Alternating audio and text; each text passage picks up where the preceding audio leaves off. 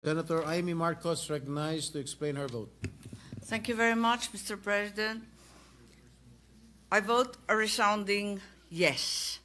Sa hinabahaba kong pagsisilbi sa Kongreso, sa 12 taon na nanilbihan kami, ang trabaho ng kongrestista, sa pagkaalam ko, ay maging kinatawan ng kanilang distrito o kanilang sektor. Bakit naman ngayon ay naging tagabantay na lamang sila ng humihiyaw na dambuhalang sanggol? Ginawa ng bonjing na armas ang impeachment.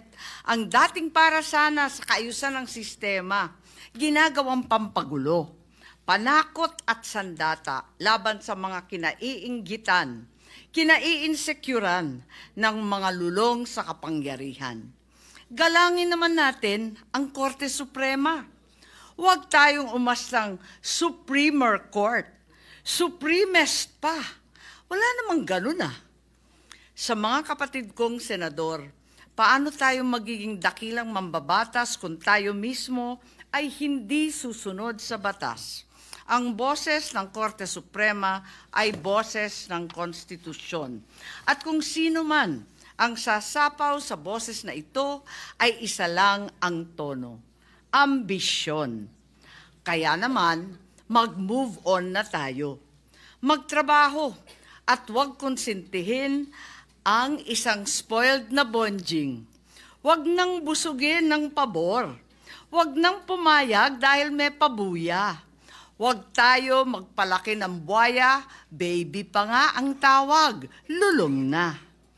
Sa mga mahal kong kongresista, may suggestion po ako. Ito suggestion lang naman, Huwag niyong masamain. Kesa inaatupag ninyong palitan ang pinili ng taong bayan, binoto at minahal. Bakit di nyo nalang palitan ang tao, kayo naman lang ang pumili?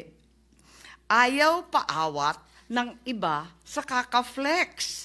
Ano kaya kung yung speaker nyo na lang ang paltan nyo?